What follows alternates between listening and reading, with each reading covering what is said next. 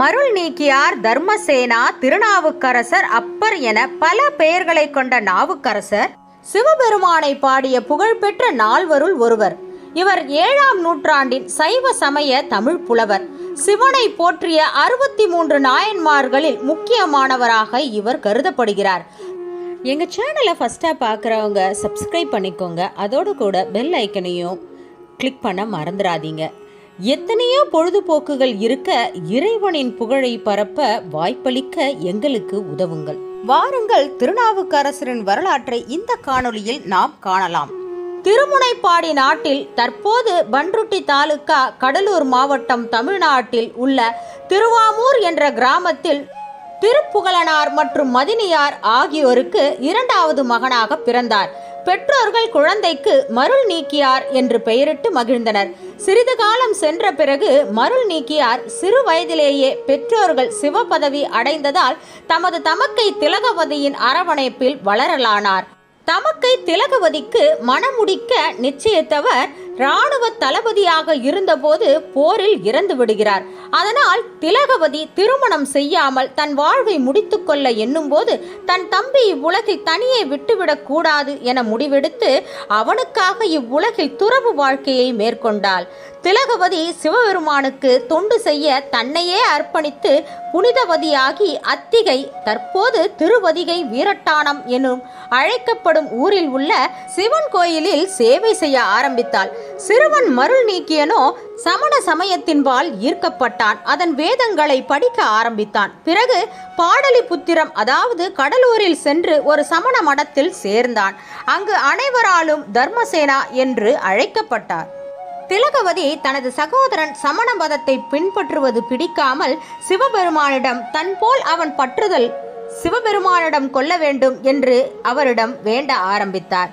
திலகவதியின் வேண்டுதலை கேட்ட சிவபெருமான் மருள் நீக்கியரை ஆட்சி கொள்ள எண்ணி ஒரு சமயம் தர்மசேனருக்கு தீராத வயிற்று வலியை தந்தார். சமண மடத்தில் இருந்தபோது மடத்தில் உள்ளவர்கள் கொடுத்த எந்த மருந்துக்கும் வயிற்று வலி குணமாகாததால் தர்மசேனர் தன் சகோதரிக்கு தகவல் தெரிவித்தார். திலகவதி தன் தம்பியை தான் இருக்கும் இடத்தில் கொண்டு வந்த பின் தான் வழிபடும் சிவன் கோயிலில் இருந்து தீர்த்தம் மற்றும் விபூதியையும் மருந்துகளாக உட்கொள்ள கொடுத்தார்.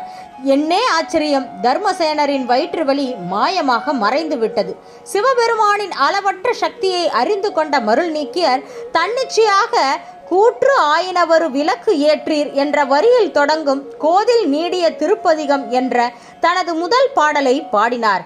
சிவபெருமான் அவரது கவிதை திறமையில் மகிழ்ந்து அசரீரியாக மருள் நீக்கியரே, இன்றிலிருந்து நீர் திருநாவுக்கரசர் என்ற பெயரால் அறியப்படுவீர்கள். மேலும் உமது பெருமைகள் உலக வரலாற்றில் பொறிக்கப்படும் என்றும் கூறினார். திருநாவுக்கரசர் தனது சகோதரியுடன் திருவதிகையில் பல ஆண்டுகள் தங்கி அங்கிருந்த கோயிலில் சிவபெருமானை குறித்து பல பதிகங்களை பாடினார்.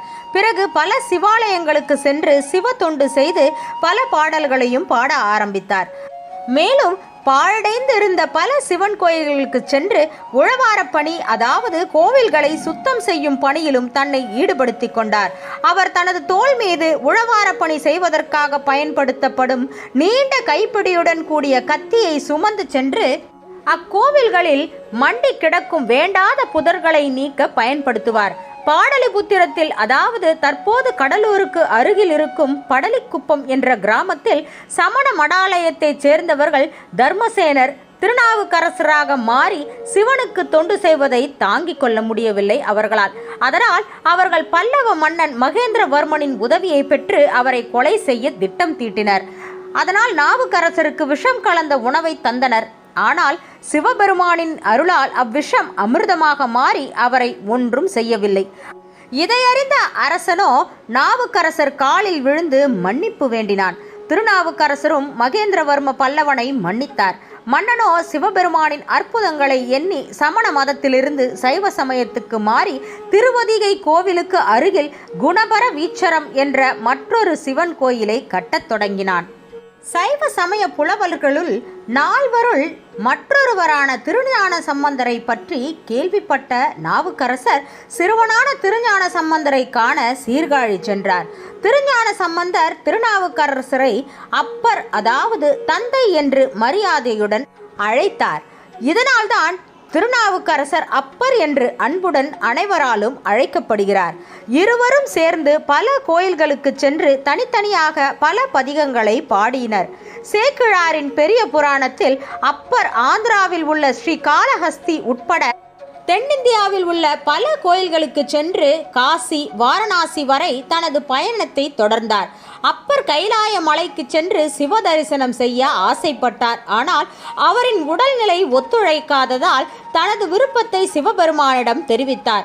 சிவபெருமான் அப்பரை அருகில் இருக்கும் அவருக்காக உருவாக்கிய குளத்தில் நீராடச் சொன்னார். அப்பர் அக்குளத்தில் நீராடிய போது அவர் தான் திருவையாறில் இருப்பதைக் கண்டு வியந்தார்.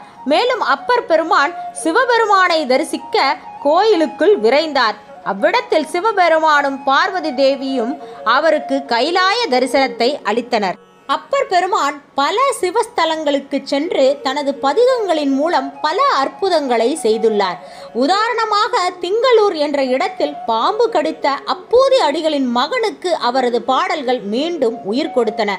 276 பாடல் பெற்ற கோவில்களில் அப்பர் பெருமான் 126 கோவில்களுக்கு நேரில் சென்று பாடியுள்ளார். இந்த கோயில்கள் அனைத்திற்கும் அவர் பாத யாத்திரையாக சென்று குறைந்தது சில 1000 கிலோமீட்டர்களை கடந்து சென்றார். கர்நாடகாவில் உள்ள திருக்கோகர்ணம் கோயிலுக்கு சென்ற ஒரே நாயன்மார் இவரே ஆவார். திருநாவுக்கரசர் 10 முதல் 11 பாசுரங்கள் கொண்ட 4900 பாசுரங்களை இயற்றியுள்ளார். ஆனால் நம்மிடையே துரதிர்ஷ்டவசமாக இன்று 313 பாடல்கள், அதாவது 3120 செய்யுள்கள் மட்டுமே உள்ளன. இவை அனைத்தும் தேவாரம் என்று அழைக்கப்படுகிறது. அப்பர் தனது 100வது வயதில் தமிழ் மாதமான சித்திரை சதய நட்சத்திர நாளில் திருப்புகலூர் சிவன் கோவிலில் முக்தி அடைந்தார். அவர் தனது துப்புரவு பணியை, அதாவது உழவார பணியை செய்த கடைசி கோயில் இதுவே ஆகும். நாதனை பாடிய நால்வருள் அப்பர் பெருமான் மிக குறிப்பிடத்தக்கவர். இதுவே திருநாவுக்கரசரின் வாழ்க்கை வரலாறு ஆகும். எங்கள் சேனலை ஃபஸ்ட்டாக பார்க்குறவங்க யாராவது இருந்தால் சப்ஸ்கிரைப் பண்ணிக்கோங்க. மேலும் பெல் ஐக்கனையும் மறந்துடாமல் கிளிக் பண்ணுங்கள். இந்த வீடியோ பிடிச்சிருந்தா லைக் பண்ணிவிட்டு உங்கள் ஃப்ரெண்ட்ஸ் அண்ட் ரிலேட்டிவ்ஸ்க்கு ஷேர் பண்ணுங்கள். இந்த வீடியோவை குறித்து ஏதேனும் கருத்துக்கள் இருந்தால் கமெண்ட் செக்ஷனில் மறக்காமல் மென்ஷன் பண்ணுங்கள். அடுத்த ஒரு திவ்ய வரலாற்றுடன் உங்களை சந்திக்கிறேன். அதுவரை உங்களிடமிருந்து விடைபெறுகிறேன். நன்றி, வணக்கம்.